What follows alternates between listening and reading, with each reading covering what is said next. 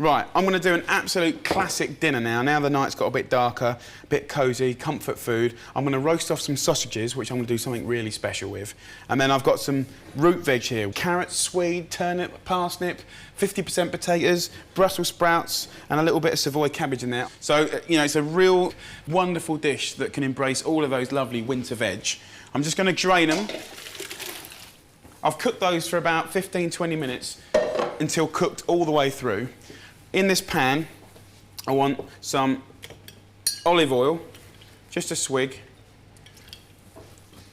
and then I want a nice knob of butter into there. And then I've got some chestnuts. These are vac-packed chestnuts, and if I had any lovely fresh ones, I would, but these vac-packed ones are a really good cheat, and you can just put them straight into there, you can break them up in your fingers, give them a shake, and as soon as they start to foam, I go in with my winter veg, straight in there. So get your veg in and just break it up. And I'll tell you what, the best thing for this is to use a potato masher and just sort of put your weight on it, scrunch it all up, and you'll get this kind of mixed colour. As it carries on cooking, it will go a little bit khaki. So I'm going to leave that there like that. Now, I've bought some good quality sausages. I've got a pork sausage here, like a Cumberland sausage, so reasonably chunky bits of meat and herbs, classic recipe. And obviously, I think when you go and get sausage, try and get a good quality one. And then I've got a beef one here. And what I'm doing is I'm unravelling the sausage. And then when it's unravelled, just squeeze that into the gap where it came. There you go, just like that. Almost as if there's not a twist in there. Squeeze it through. And once you've got all the little knots taken out, you can just run your hands through it, just like that, and just flatten it out a bit. Now, what I'm kind of doing is making one giant sausage, and I shall prove to you it is worth 2 minutes of mucking about with a butcher's hard work. Now, there you go. I'm just going to put this pork one here, and then drizzle it with a little olive oil, and just massage it on both sides all over. Give them a nice rub up with olive oil. And once I've done that, I'm going to get pepper and season it. I want to get rosemary, nice handful of rosemary, like that. I'm just going to chop this up.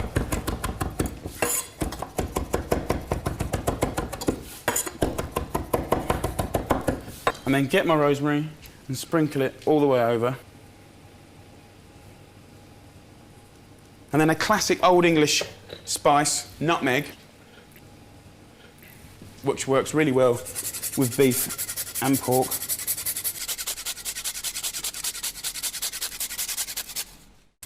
Over like that. And then what I'm going to do is I'm going to put the beef on top, squeeze them together, 2 sausages, happy as Larry. I mean, look at them. And then all I do is roll it up like a snail.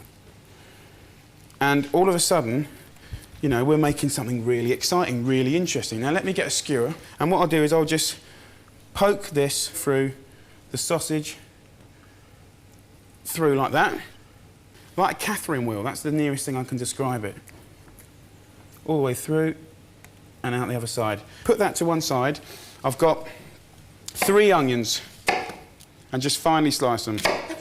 Nothing clever about that.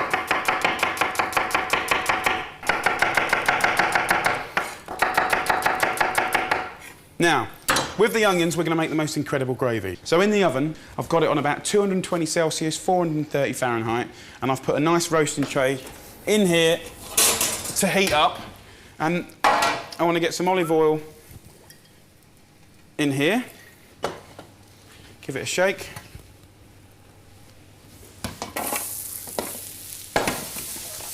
Give it a toss. Absolutely season the onions. Little pinch of salt as opposed to later. Pinch of pepper now, and a little knob of butter in there for flavour. Give it a little mix around. Now these onions are going to cook with the sausage, right? And that's going to be the base of our gravy, which will take seconds to finish. I'm going to put the sausage in there, and I'm going to get a few bay leaves, just because bay leaf and pork is brilliant. I'm just going to poke them in here, just like that.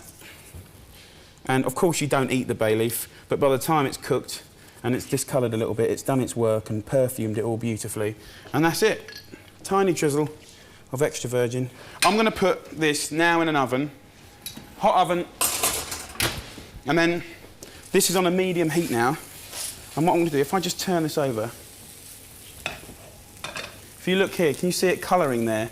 What I'm going to do is every 5 minutes, come back to this, and as soon as it goes golden on the bottom side, I'll turn it over again and flatten it out again. And you keep doing that for about the same time that it takes for these to cook, and then I'll show you the gravy. Beautiful. Right, bubble and squeak. Can you see what I mean? It's kind of overcooking, and that lovely golden crispy outside is getting folded inside. And if you listen to it, I think you find it's bubbling, squeaking. So this is nearly done. Let's have a look.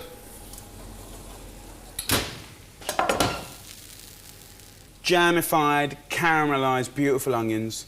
We've got the sausages that just look incredible, right? So this is how it's going to work.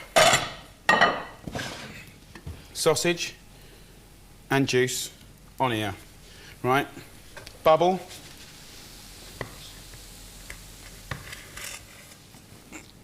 On there. Tray. Back on here on full whack. Bring it up. This would be the quickest and most lovely gravy you've ever done.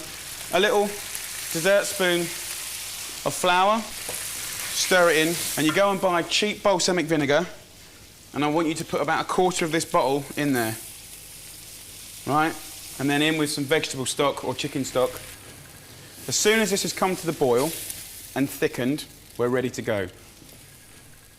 To go with the bubble and squeak and the sausages, I want to have some watercress. I want to dress that with some good olive oil, just a drizzle, a little squeeze of lemon, a couple of drips, and a tiny pinch of salt.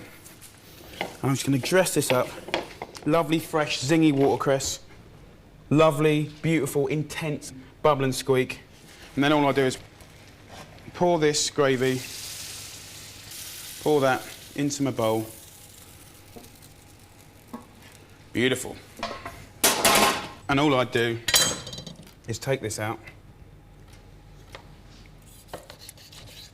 slice your sausage like that, get a nice wadge of your lovely bubble and squeak. Take a load of that beautiful roasted sausage. Some of that lovely onion gravy.